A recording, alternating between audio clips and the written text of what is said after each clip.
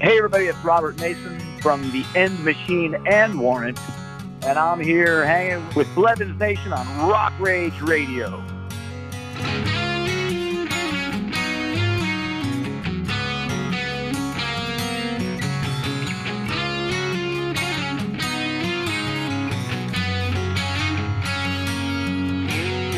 Sunshine, my friend, he never failed to lift me through every bend. You never let me fall until the end. You know I follow truly. I will rely upon your shining light, the light I crave, the warmth I need. All through the night, you know that I'll be waiting for your sunshine.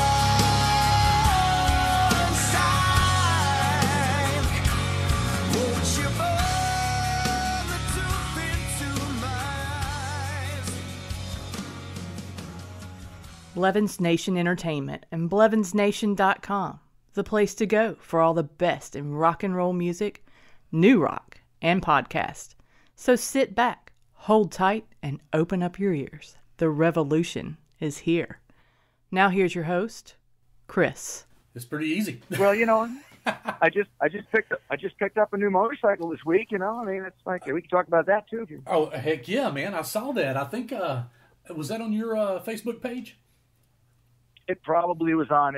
It's It kind might of a have flat been black. generated by it. Yeah, it's a new Indian. Yes, that's it. That was it. probably. Yeah. Well, it's funny. Actually, if you can bring up anything. I'm standing in my garage, like that's pretty much chock full of motorcycles and hot rods. So Well, there's nothing wrong with that. I love those. All of it. yeah, So, man, I don't think there's anything wrong with it. heck no, man. Heck no. Well, cool. Well, let me introduce you here real quick, and Sure. we'll go on. Hey, everybody. This is Chris with Blevins Nation, and we're talking with Robert Mason, lead singer of the new band, The End Machine. So how's it going? It is going quite well. How are things with you today? Not too bad. It's Friday. I mean, it's just another day, I guess. I don't know. Yeah, I'm pouring myself my 14th cup of coffee and doing a day full of phoners. So it's great. Damn, you ought to be bounced. Stay off that motorcycle now. If you've had 14. No, you know, it might not be 14, but it feels like that. So. Hell yeah. Well, cool. Well, hey, you know, before we get into this, there's one thing I want to say. You know, I was watching the new video for Burn the Truth, and I mean, man, the lyrics, the light I crave, the warmth I need, all through the night. You know, I will be waiting for you for your sunshine, and then won't you burn the truth? Damn it, are you one of those guys? You're not going to change me, are you? No. I was just saying. No, I'm just kidding. I'm totally kidding. I'm kidding with you. That fucking line is so badass, man. I like that. I didn't know we could swear on your show. Oh yeah, hell yeah. Fuck yeah. Say what you want. Well, there you go. You know, it's a podcast, and I also do radio, but I do internet radio, so I can say whatever in the hell I want. So it's beauty. Bless the internet. Exactly. You know, I mean, fucking radio won't play your shit anyway, so fuck them. You know. Yeah, you know, honestly, we're getting a decent amount of support from what's left of real radio too. So every market. But you're absolutely right. Every market that does that, I'm so thankful for, because now it's not the norm, it's the exception. Which, you know, okay, I don't want to bitch at all. I'm not bitter, and I don't want to bitch because we have avenues like yours to go in, and podcasts and internet radio, and you know, it's a big wide world out there. Let's enjoy some good music. Oh yes, exactly. And not only do I promote, you know, my podcast and stuff like that, I promote music, new, old. If I like it. No, I'm kidding. But it's well, thank you much. Thank you much for liking "Burn the Truth." I really mean that, because the thing is that song near and dear to me. I mean, I wrote all the lyrics for the whole damn record, but the thing is, some of them, I think I wrote those on like a lot of the words to that I wrote on an airplane without this song in my head, you know, a year ago. Like I do that no melody. all the time. You didn't really have a melody or anything? Just kind no, of because it wasn't written. Wow. Because it was just a bunch of words that sound good together in my head, put together without any music in mind. And I do that year round. I do it all the time. It's what I do, you know, flying to Warrant shows on airplanes. I don't read. I'll watch a movie or I'll write lyrics or, you know, come up with song ideas. So that's awesome. It was just one of those things. And it wasn't going to be one of Frontier's choices for the first couple of actual singles. Proper, you know, videos. Yeah. But they, I kind of, Jeff Filson and I liked the song so much, we got on the phone with him and said, well, what else are you willing to do? And he said, well, we'll make a lyric video. I'm like, okay, cool. Then that way people can see the lyrics. Okay, I get it. Exactly. Which turned out really well. That just came out a week or two ago. So I was very happy to have Burn the Truth as a lyric video. Oh, yeah. Any kind of video, but I mean, for some reason, it catches you, the lyric video, you know. They're getting very popular. You know, I know they've been around for a while, but very cool, man. Yeah. About this song, real quick, what is it? What's it about? You know, what's it mean to you? Well, I will tell you, I would rather have everybody draw their own conclusions from stuff like that, because remember back in the day when you didn't know what a band looked like and you had to look at their pictures on an album, you had to read the lyrics on the inside of liner notes, and you know, I miss a little of that magic. That's why we're doing proper vinyl, you know, double album with all the lyrics in it and all that kind of stuff. But this is one of these, I love the fact that the lyrics to Burn the Truth are pretty much, can be interpreted on three different levels, because it's got a lot of allegory and symbolism. If you just think about the light versus the day, the light and the dark, it's, for me, it's about performance and my life and the way you feel during the day before a show and then going out on stage. So you can draw those conclusions. But I used metaphors and language that can allow somebody else to think that it's about a relationship. It's, you know, so. Yes. And it does have parallels like that, you know, a romantic relationship or a friend relationship or something like that. So I was kind of, you know, as a wordsmith songwriter, you're kind of proud of yourself when you come up with something. You're like, oh, some chick in you know, Germany is going to think it means this. And then some guy in, you know, Ohio thinks it's going to be this. And then I think it's this. And then, you know, I love to make people think, not just say the blatant, you know, literal translation of something and have that imagery only portray one thing. I like when it's when you have the opportunity as a songwriter to give somebody, you know, something to think about on their own. Oh yeah, definitely. You know, and I talked to other artists about that too. You know, that's the best kind of writing is when, you know, if it's everybody goes, oh well, that's about such and such. It doesn't grab anybody, you know. But when you when 10 people can listen to it and they might have 10 different ideas, hey, that's awesome, you know. Even if it's only 5, that's cool. Well, the thing is, you know, I love all songs that you like. You know, there could be something blatantly obvious that, you know, but you think about it, rock and roll is a metaphor. Yes. If you know anything about your history. So the words that are based around the entire genre of music that's made my career are all based around people having sex. So everything south of there is, you know, cool for me. You know, like, I'm all right, let's talk about something a little deeper, or let's just break it down to, I like you, let's go somewhere and do this. You know, like it can be anything for me, but the music is where it starts. The lyric kind of gives a listener a personal connection. Obviously, you know, not everybody's a musician, but if you listen to, you know, I only sing in English so far. So if you understand English, then you hear the words, and, you know, you bond to the lyric as much as you bond to the music, in my opinion. Yes. Or at least that's the goal. Okay, very cool. Now, I know y'all have 3 dates so far. And we kept it really simple because of everybody's schedules. We kept it really simple this time around.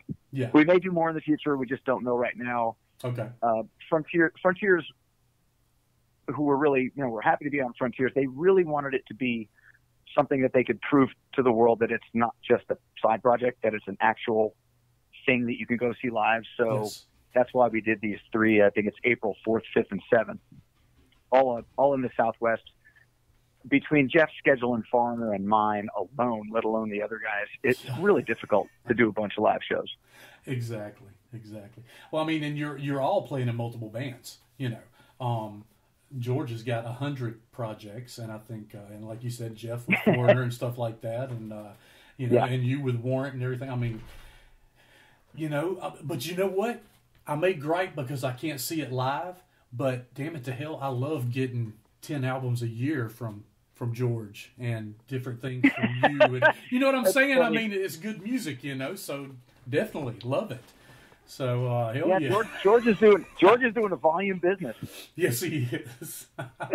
and building guitars and God knows what else. I mean, that guy and playing live on his Instagram page. I mean, so right. Well, cool.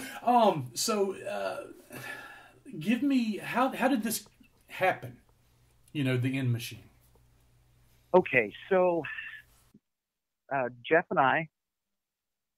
produced the Warrant Louder, Harder, Faster record. So 2016, 2017, Jeff and I worked in very close proximity for long hours, and we got to the point in our relationship where we realized, hey man, we're pretty common bonded musically and thought-wise and sense of humor, and we get on well, and it's not like we want to go take long walks or work in or go do a tour working on a submarine together, but we get along. And Jeff called me one day and said, hey, would you ever entertain the possibility of you and I doing something together? I said, yeah, of course, yes, of course. Well, shortly after that, I get another call from Jeff, and he says, well, we did this docking thing where we got everybody back together, the original band, and that was kind of cool, but, I don't know that that's going to be something we can do more of. How would you feel about you, me, and George? And then maybe Mick's involved, maybe, I don't know. And it came out that, nobody should perceive this as the shortcut or like a cheap way of putting a bunch of Doc and B-sides out with me singing over them. That's not what this is. It was purpose built, and I know you get it, but I really want fans to understand that we put a lot of time in, not denying our own heritage and DNA. You can hear it on the record, but we made efforts to make this its own entity and make it stand on its own 2 feet. So, or 4 feet if you count everybody in the band. 8 feet if you count everybody in the band. So yeah, I know. I was reading an article on I think it was Blabbermouth or somebody like that. Anyway, and talking about how much the hours y'all put into working on this. That it's not just another side project like you were saying. So that's cool. I mean, man. Even though it's 3/4 docking, it's not. You know what I'm saying? Well, I mean, it's got its own sound. Too, oh shit, you're right. I didn't think about that. Yeah, okay. I knew it was 2, but I wasn't thinking about the Mick Brown thing. So being in there for a little while. Okay, well, very cool, man. Now the first video, of course, was for Alive Today. Yeah. Yes. Mm-hmm. Yes. Okay. Now you said something about 3 coming out. Now I know the album is coming out on the 22nd of March, which is oh my gosh, that's two weeks from today, right? Yeah, something like that. And then what they're going to do is we'll probably release the 3rd single, the other video single that Jamie Brown did. Jamie Brown just did such a great job with the videos, visually awesome. and catchy. Really? Yeah, I didn't know that Jamie's he did those. Okay. He's a long time friend of mine, and he knows all of us really well. He did a honest to God bang up job with them. I can't praise them enough. They're super cool. Mm-hmm. But what that's like. You got to bang out a couple of videos in a day. We all sat at this like 104-degree sound stage last summer, and just a few months ago, and spent a whole day doing both of them. It was to try to get all four of us, like I said, together, even just for a day or two to do videos is crazy. So. Oh yes, I can imagine. Yeah, I just did an interview with Jamie about a month ago. Released, or a little over a month ago. Released it not too long ago, and he was telling me about all the videos. He didn't say who. It might have been one of y'all's. You know, that he was added. He was actually on the road headed to L.A. You know, so yeah. I think it was December when we talked. So, but yeah, he works a ton. He's great. Oh yes, and I love all their videos. I mean, he's awesome. Very good at it. So he did the lyric video too, huh? No, Frontiers contracted out to a different guy who did a great job on the lyric video. Okay. That was just with kind of like consulting back and forth with me on what I wanted to see. You know, and he had his own ideas. He did a great job with it. Oh yeah, wonderful job. So yeah, I like really, it. and you know, for me, it was really just I didn't want it to be too obvious and literal. Right. But you know, I understand you have to. You know the lyrics. You've got to. It's natural to want to see the you know. The darkness, the sunshine, the blah, blah, blah, you know. So, but I was just happy, you know, he got all the lyrics correctly. That's all I care. Exactly. I mean, yeah, putting all that in and watching it, you pretty sure you might catch something or not, not catch something, you know, having to watch it so many times. So, but yeah, having to listen to me scream that many times. Now, can you say what the third single's going to be, or is that a hush? Well, hush? It will be another song off the End Machine album. That's what I know. I can say that for sure. All right, very cool. I got that. All right. We can let a couple of things be surprises. You know. Oh yeah, definitely. So, now you said those three shows are in April. They are Okay, April 4th, 4th, 5, and 7. Okay. Yeah, the 4th is at the Whiskey in Hollywood. The 5th is at Vamped in Vegas. That's right. And then the 7th, Sunday the 7th, will be down in Tucson at a brand new venue called Encore. And that was mostly due to the fact that we needed to keep it tight as far as time-wise and, you know, burn only a weekend. Yeah. You know, get these during. Well, I actually have to on the morning of the 6th. I have to fly out to Vegas, go to Green Bay, and hook up with Warrant to do a show with Bret Michaels on the 6th, and then the first thing Sunday morning, fly back from Green Bay to Tucson and do the last End Machine show. So. Oh my gosh! Wow. Hectic week for me. yeah, definitely. So, I've been looking. Haven't seen one. Y'all actually just played here in Cincinnati, Ohio, back in I want to say it was December at Riverfront, something like that. Yes. Okay. Yeah. I think it was Okay. So. Yeah, and let's see, I caught y'all at BMI last year, and also up in Cleveland at the Hard Rock with Jack Russell's Great White. Oh, yeah, I know that one, right? The Roxino. Roxino, yeah, something like that. So that was like almost a year ago. Damn, that's crazy. Yeah. So yeah, the Warrant guys, you know, the Warrant schedule just keeps rolling. We end up doing 50, 60 shows a year, and it's great fun, man. Oh yes, definitely. Warrant from day one was always one of my favorite bands, and even though you know Janie Lane was one of my biggest heroes. I even got to open for him back in the day, you know. But you're filling big shoes, but you're doing a damn good job at it, man. Enjoy it. Well, I really appreciate it. Lane and I were great friends, and you know, our friendship back in the early '90s led to you know, Warrant bringing out Lynch Mob as a direct support band in arenas. You know, when I was a kid, so that's where all that started. And you know, so those guys, obviously, the brotherhood starts there. You know, once you bond with a bunch of people touring together, you're kind of, if you get along, you're pretty much, you have that common bond forever, you know? Yes, exactly. Okay. Now, anything you want to add about, well, I'll tell you what, let's see, the End Machine is also on Facebook, Twitter, and is there a website?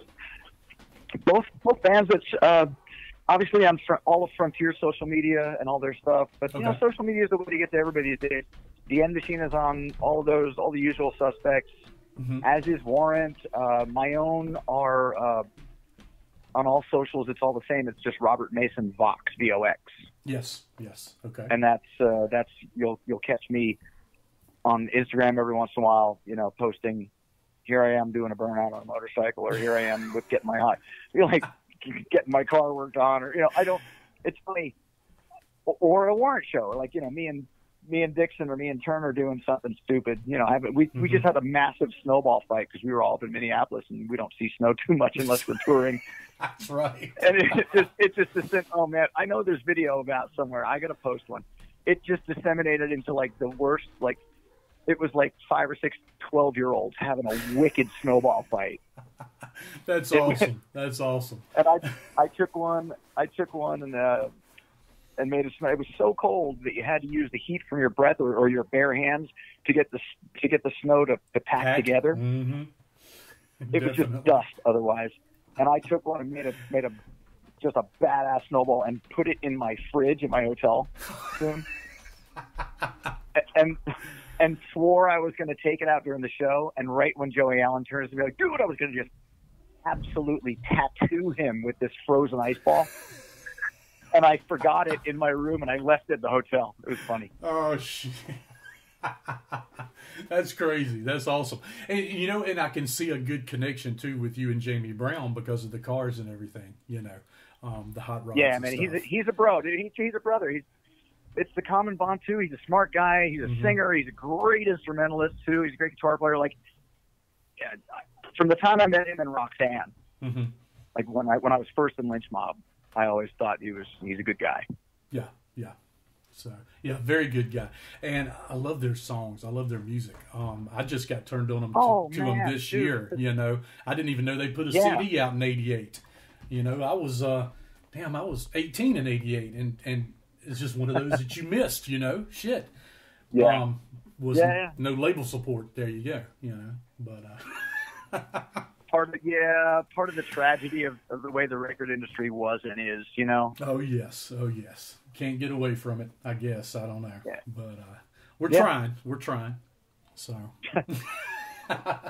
trying to keep everybody on the radio and out there for everybody to hear. So right. Well, cool, man. Well, what else do you want to know? Any other questions? No, I don't guess so. I'm going to be definitely going to be playing these 2 tracks, at least one of them this week and one next week on my show. My show, of course, is on rockrageradio.com, and it's 7 p.m. to 9 p.m. on Sundays, and that's Eastern time. So yeah, this coming weekend, this Sunday, I'm definitely going to be playing the End Machine on my show. So everybody everybody be ready for that. I've already played Lynch Mob, and I play Warrant and stuff like that, and off Louder, Harder, Faster. I'm trying to remember the video to the song. I forget which one that is. For that record, it was the title track. Yeah. Okay, that's right. And y'all were sitting on the side of the road, bus broke down and stuff like that. Yeah, that's in Cave Creek, Arizona. That was the last day of Bike Week, and we ended up finishing the gig, finishing that video, doing some live performance at a place called the Roadhouse that my buddy owns right there in my town. Okay, well, very cool. It's kind of one of the cool hot rod and motorcycle hangs. It was. My idea for that video was to have us all in that kind of like, Roadrunner and Wile E. Coyote kind of cartoon come to life where we're like stuck on the side of the road and can't get to the gig, and then a bunch of hot chicks on motorcycles pick us up, but it's a mirage. They all turn out to be big sweaty dudes. It's awesome though. It's great. It's killer. Well, but my friend, it was perfect too, because a buddy of mine, my friend Stephanie, is she's a sponsored rider. She's like a real, like, competitive motorcycist. And if you watch that video, you see her pick me up, and I'm like, and I do the I double take, and it's like we're sitting, my band's looking at me like, and it's basically me having heat stroke, thinking that I'm getting picked up by this supermodel on a motorcycle, which is like what she is. She's actually a model, and she's also a motorcycle rider. Then we get to the gig, and a lot of tequila later. Then at the end of the day, they do the video magic where she turns it to my friend Kevin Mays, who's another guy that I ride with. So It was kind of fun to involve, and we jump. I hightail it out of there once I realize the error of my ways, and I jump into my friend John's pickup, and we head off into the sunset. It's like it was cool to employ all my friends in my hometown. That's awesome, man. That's awesome, especially when you can pay it forward like that. That's cool. You're kind of like the Adam Sandler, puts all his friends in his movies. So yeah, I don't know about that much, but yeah.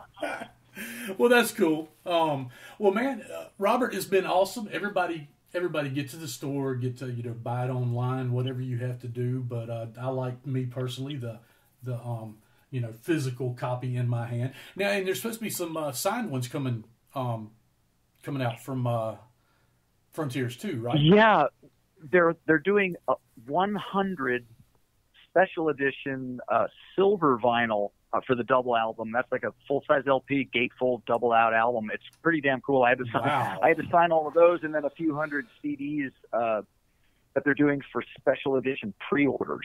Okay. Yeah, signed by the whole band. So those will come out when the record comes out, but people are pre-ordering those on Frontier's website. I'm sure there's all sorts of ways and links to get to them. Oh, yes. To get the new End Machine record through album or CD, the special edition ones, before anybody else. So that's cool. Yeah, definitely. Oh, yeah, and by the way, I got one of the flasks, the half-gallon flasks from y'all, signed by y'all. So the big-ass Warrant flask? Yeah, the big-ass Warrant flask. That's awesome. I got that here in my room with all my other shit. So, but what's funny is somebody made me one. One of our merch guys made me one because they know I drink tequila. And I was like, here, you could drink this on stage. And I thought, well, why don't we make like 100 of them, and then we'll sell them? Like, why not? I was drinking out of one and then giving it away at the end of the night, and then my merch guy was like, well, you keep that one, but sign a bunch of these. And they brought them, and then they brought the big monster one. It's kind of like it's like the like at the convenience store you get the Thirst Buster, like the big 32 ounce whatever soft drink. This is a monstrous flat, stainless steel flask. Yes. Yeah, and I laughed my ass off when they brought those in for merch, but damned if they didn't sell like immediately. Oh, I know. It was they were gone very quick. I was glad I got one of those. So definitely, man. Well, Robert, it's been awesome, man. Glad to talk to you. Glad everything's going good, with Warrant and, of course, with the End Machine. And is there anything else you're on out there? Right now that you're working on? Yeah, maybe. No, actually, we're just kind of still playing the louder, harder, faster stuff. It is the 30th anniversary of Dirty, Rotten, Filthy, Stinking Rich, so we're doing the Dirty 30 tour this year. Okay. We're playing a bunch of songs from the front. I think we play 6 or 7 in a row, maybe, in our new set. Okay. We revamped. Joey Allen loves to write set lists, so we revamped the set list for this year. Okay. He's kind of like the set list bully. He'll be like, this is what we're playing. I'm like, well, this song is cool. I want to do this. What if I want to do something different? He's like, no, come on, man, let's do it this way. I'm like, all right. Fine. Fine, you bastard. Hell yeah. Fine. You wrote this. Fine, set list genius. You wrote the set list. Good for you. So we're doing, I think, the first, I believe it might be 7 straight off the same running order as Dirty, Rotten, Filthy, Stinking Rich. So that's kind of fun to play those songs as the fans heard them the first time they put the record in. It's like, it's like that starts off with 32 pennies, doesn't it? Yeah, you are correct, sir. Very you are good. A fan. Look yes, at you. sir. I am. I'm not even. Now, I'm sorry, I can't remember the second one, but I remember 32 pennies. I'm not going to hold you to the whole thing, but just so fans know. Oh yeah. And then obviously you have to go back and you got to play the other stuff, from Cherry and a couple Doggy Dog and like either a Rockaholic song or a louder, harder song. The cool thing about our fans is they'll give new songs a chance, which is cool. Oh yes, definitely. Yeah. So. Well, man, it was great talking to you. Yeah. Definitely good talks with Mr. Robert Mason of the band Warrant and also the new band. That's right, the End Machine with George Lynch, Jeff Pilson, and Mick Brown of Dokken. And just remember that new album will be released on March 22nd. Do not forget to get that. Is on Frontiers. And also, go check out blevinsnation.com for all your podcast needs, all your rock and roll needs, that is. And that's at blevinsnation.com. I'm on Stitcher, FM Player, Google, Spotify, iHeartRadio, iTunes. Also on Facebook, Twitter, and Instagram. Go check all that stuff out. And you can check out the End Machine on all the Frontiers social media and all of the End Machine social media. And check out Warrant, check out Dockin' and all that good stuff. So anyway, remember, kids, wherever you go, there you are.